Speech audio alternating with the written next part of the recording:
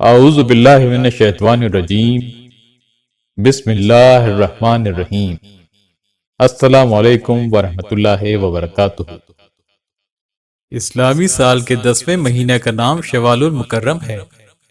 اس کی وجہ تسمیہ یہ ہے کہ یہ شول بالفتح سے ماخوذ ہے، جس کے معنی اونٹنی کا دم اٹھانا یعنی سفر اختیار کرنا ہے۔ اس مہینے میں عرب لوگ سیر و سیاحت اور شکار کھیلنے کے لیے اپنے گھروں سے باہر چلے جاتے تھے، اس لیے اس کا نام شوال رکھا گیا۔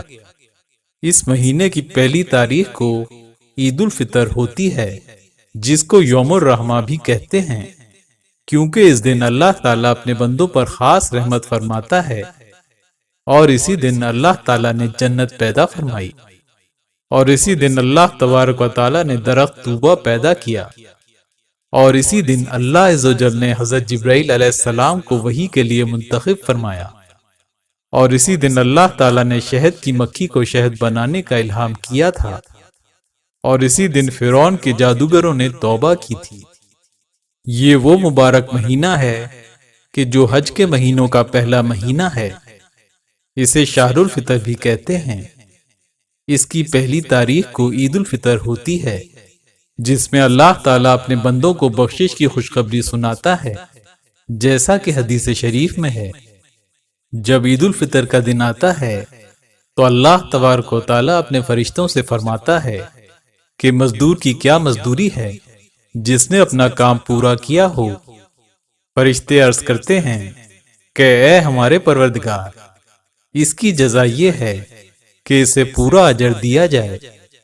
اللہ تبارک و تعالیٰ فرماتا ہے، اے میرے فرشتوں، میرے بندوں اور بندیوں نے میرے فریضوں کو ادا کر دیا ہے۔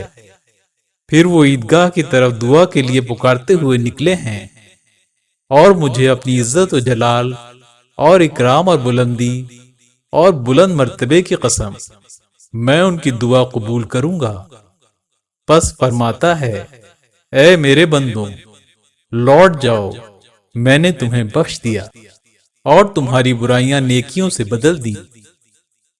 حضور اقدس صلی اللہ علیہ وآلہ وسلم نے فرمایا کہ لوگ اس حال میں واپس لوٹتے ہیں کہ ان کی بخشش ہو چکی ہوتی ہے۔ حضرت انس بن مالک رضی اللہ تعالیٰ عنہ سے مروی ہے کہ نبی کریم صلی اللہ علیہ وآلہ وسلم نے فرمایا، اللہ تعالیٰ اس شخص کو جس نے ماہ رمضان میں روزے رکھے، عید الفطر کی رات میں پورا اجر عطا فرما دیتا ہے، اور عید کی صبح فرشتوں کو حکم دیتا ہے کہ زمین پر جاؤ اور ہر گلی، کوچے اور بازار میں اعلان کر دو۔ اس آواز کو جن و انس کے علاوہ تمام مخلوق سنتی ہے کہ محمد صلی اللہ علیہ وآلہ وسلم کی امتیوں، اپنے رب کی طرف بڑھو، وہ تمہاری تھوڑی نماز کو قبول کر کے بڑا اجر عطا فرماتا ہے اور بڑے بڑے گناہوں کو بخش دیتا ہے۔ پھر جب لوگ عیدگاہ روانہ ہو جاتے ہیں اور وہاں نماز سے فارغ ہو کر دعا مانگتے ہیں تو اللہ تعالیٰ اس وقت کسی دعا اور کسی حاجت کو رد نہیں فرماتا اور کسی گناہ کو بغیر معاف کیے نہیں چھوڑتا، اور لوگ اپنے گھروں کو مغفور ہو کر لوٹتے ہیں۔ حضرت وہب رضی اللہ تعالیٰ عنہ سے مروی ہے کہ ہر عید کے دن ابلیس چلا کر روتا ہے، دوسرے شیاطین اس کے پاس جمع ہوتے ہیں اور پوچھتے ہیں، اے ہمارے سردار، آپ کیوں ناراض ہیں؟ وہ کہتا ہے، اللہ تعالیٰ نے اس دن میں حضرت محمد مصطفیٰ صلی اللہ علیہ وآلہ وسلم کی امت کو معاف کر دیا، اب تم پر لازم ہے کہ انہیں شہوات اللذات میں ڈال کر غافل کر دو۔ قرآن پاک میں ارشاد ہوتا ہے، حج کے مہینے معین ہیں جو معلوم ہیں، تو جو شخص ان مہینوں میں حج کی نیت کر لے تو حج کے دنوں میں نہ عورتوں سے اختلاط کرے، نہ کوئی برا کام کرے، نہ کسی سے جھگڑے، اور جو نیک کام تم کرو گے وہ اللہ کو معلوم ہو جائے گا، اور زاد راہ یعنی رستے کا خرچ ساتھ لے جایا کرو، کیونکہ بہتر زاد راہ پرہیزگاری ہے، اور اے اہل عقل، مجھ سے ڈرتے رہو۔ حضرت عبداللہ بن عمر رضی اللہ تعالیٰ عنہ نے فرمایا، کہ حج کے مہینے شوال، ذیقعد اور ذی الحج کے 10 دن ہیں۔ ام المومنین حضرت عائشہ صدیقہ رضی اللہ تعالی عنہا سے روایت ہے کہ رسول اللہ صلی اللہ علیہ وآلہ وسلم نے 2 عمرے کیے، ایک ذیقعد میں اور دوسرا شوال میں۔ حضرت ابو ہریرہ رضی اللہ تعالی عنہ سے روایت ہے کہ رسول اللہ صلی اللہ علیہ وآلہ وسلم نے فرمایا، جب تم رمضان کا چاند دیکھو تو روزہ رکھو، اور جب شوال کا چاند دیکھو تو روزہ رکھنا بند کر دو، اور اگر تم پر مطلع ابرآلود ہو تو پورے 30 دن روزہ رکھو۔ شوال المکرم میں 6 دن روزے رکھنا بڑے اجر و ثواب کا حامل ہے۔ جس مسلمان نے رمضان المبارک کے بعد ماہ شوال میں 6 روزے رکھے تو گویا اس نے سارے سال کے روزے رکھے، یعنی پورے سال کے روزوں کا ثواب ملتا ہے۔ حضرت ابو ایوب رضی اللہ تعالیٰ عنہ سے روایت ہے کہ نبی کریم صلی اللہ علیہ وآلہ وسلم نے فرمایا، جس نے رمضان کے روزے رکھے اور اس کے بعد 6 روزے شوال کے رکھے تو گویا اس نے پورے سال کے روزے رکھے۔ ایک اور روایت کے مطابق حضرت ابو ایوب انصاری رضی اللہ تعالیٰ عنہ بیان کرتے ہیں کہ رسول اللہ صلی اللہ علیہ وآلہ وسلم نے فرمایا، جو شخص رمضان المبارک کے روزے رکھے پھر اس کے بعد شوال کے 6 روزے رکھے تو وہ صائم الدہر ہے، گویا اس نے عمر بھر کے روزے رکھے۔ حضرت ثوبان رضی اللہ تعالیٰ عنہ سے روایت ہے کہ انہوں نے رسول اللہ صلی اللہ علیہ وآلہ وسلم کو یہ فرماتے ہوئے سنا، اللہ تعالیٰ ایک نیکی کو 10 گنا زیادہ کر دیتا ہے۔ رمضان کا ایک مہینہ ثواب کے اعتبار سے 10 مہینے کے برابر ہے، اور عید الفطر کے بعد 6 دن روزہ رکھنے سے 60 دن کے صیام کا ثواب ملا، اور یوں پورا سال روزہ رکھنے کا ثواب مل جاتا ہے۔ حضرت ثوبان رضی اللہ تعالیٰ عنہ سے مروی ہے کہ رسول اللہ صلی اللہ علیہ وآلہ وسلم نے فرمایا، رمضان کے روزے 10 مہینوں کے روزوں کے برابر ہیں کہ ہر نیکی کا اجر 10 گنا تک ملتا ہے، اور شوال کے 6 روزے 2 مہینوں کے برابر ہیں، لہٰذا یہ کل ملا کر پورے سال کے روزے ہو گئے۔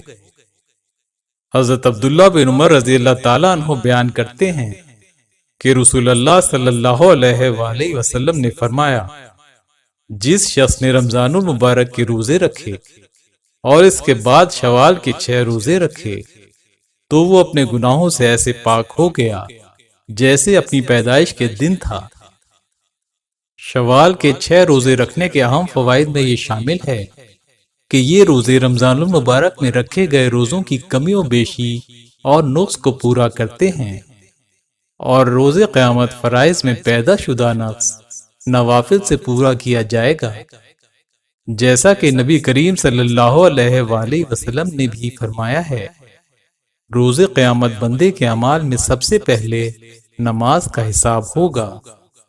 نبی کریم صلی اللہ علیہ وآلہ وسلم نے فرمایا، ہمارا رب عزوجل اپنے فرشتوں سے فرمائے گا، حالانکہ وہ زیادہ علم رکھنے والا ہے، میرے بندے کی نمازوں کو دیکھو کہ اس نے پوری کی ہیں یا اس میں نقص ہے، اگر تو مکمل ہوں گی تو مکمل لکھی جائیں گی، اور اگر اس میں کچھ کمی ہوئی تو اللہ تعالیٰ فرمائے گا، دیکھو میرے بندے کے نوافل ہیں، اگر تو اس کے نوافل ہوں گے تو اللہ تعالیٰ فرمائے گا، میرے بندے کے فرائض اس کے نوافل سے پورے کرو، پھر باقی اعمال بھی اسی طرح لیے جائیں گے۔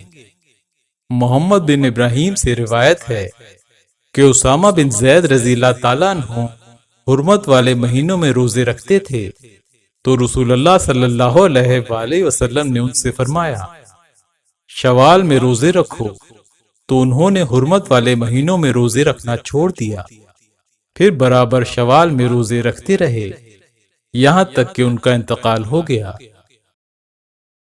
حضرت عائشہ صدیقہ رضی اللہ تعالیٰ عنہ سے روایت ہے کہ رسول اللہ صلی اللہ علیہ وآلہ وسلم ہر رمضان میں اعتکاف کیا کرتے تھے۔ آپ صبح کی نماز پڑھنے کے بعد اس جگہ جاتے جہاں آپ کو اعتکاف کے لیے بیٹھنا ہوتا، حضرت عائشہ صدیقہ رضی اللہ تعالی عنہا فرماتی ہیں کہ میں نے آپ صلی اللہ علیہ وآلہ وسلم سے اعتکاف کرنے کی اجازت چاہی۔ آپ نے انہیں اجازت دے دی، اس لیے انہوں نے اپنے لیے بھی مسجد میں ایک خیمہ لگا لیا۔ حضرت حفصہ رضی اللہ تعالی عنہا نے سنا تو انہوں نے بھی ایک خیمہ لگا لیا۔ حضرت زینب رضی اللہ تعالی عنہا نے سنا تو انہوں نے بھی ایک خیمہ لگا لیا۔ صبح کو جب نبی کریم صلی اللہ علیہ وآلہ وسلم نماز پڑھ کر لوٹے تو 4 خیمے دیکھے۔ آپ صلی اللہ علیہ وآلہ وسلم نے دریافت کیا، یہ کیا ہے؟ آپ صلی اللہ علیہ وآلہ وسلم کو حقیقت حال کی اطلاع دی گئی۔ آپ صلی اللہ علیہ وآلہ وسلم نے فرمایا، تم یہ سمجھتے ہو کہ انہوں نے ثواب کی نیت سے ایسا کیا ہے؟ انہیں اکھاڑ دو، میں انہیں اچھا نہیں سمجھتا۔ چنانچہ وہ اکھاڑ دیے گئے، اور آپ صلی اللہ علیہ وآلہ وسلم نے بھی اس سال رمضان میں اعتکاف نہیں کیا، بلکہ شوال کے آخری عشرے میں اعتکاف کیا۔ ام المومنین حضرت عائشہ صدیقہ رضی اللہ تعالی عنہا کہتی ہیں کہ رسول اللہ صلی اللہ علیہ وآلہ وسلم نے مجھ سے عید کے مہینے یعنی شوال میں شادی کی، اور میری رخصتی بھی شوال کے مہینے میں ہوئی۔ پہلی نماز عید ماہ شوال 2 ہجری میں ادا کی گئی۔ ماہ شوال کی 4 تاریخ کو حضور نبی کریم صلی اللہ علیہ وآلہ وسلم نجران کے نصاریوں کے ساتھ مباہلہ کے لیے نکلے تھے، اور اسی ماہ میں 3 ہجری 15ویں تاریخ کو احد کی لڑائی ہوئی، جس میں سید الشہداء حضرت امیر حمزہ رضی اللہ تعالیٰ عنہ شہید ہوئے۔ اسی ماہ 4 ہجری کو غزوہ خندق کا معرکہ ہوا، اور 8 ہجری میں غزوہ طائف پیش آیا، اور اسی ماہ کی 25 تاریخ سے آخر ماہ تک کے دنوں میں اللہ جل شانہ نے قوم عاد کو ہلاک فرمایا تھا۔ امید ہے ویڈیو آپ کو پسند آئی ہوگی۔ پسند آنے کی صورت میں لائک اور شیئر ضرور کیجیے۔ ہماری نئی آنے والی تمام ویڈیوز سب سے پہلے دیکھنے کے لیے ہمارا چینل سبسکرائب کیجیے اور بیل آئیکن پر کلک کیجیے تاکہ ہماری نئی آنے والی تمام ویڈیوز سب سے پہلے آپ تک پہنچ سکیں۔ اللہ تعالیٰ آپ تمام دوستوں کا حامی و ناصر ہو۔ اجازت دیجیے۔ اللہ حافظ۔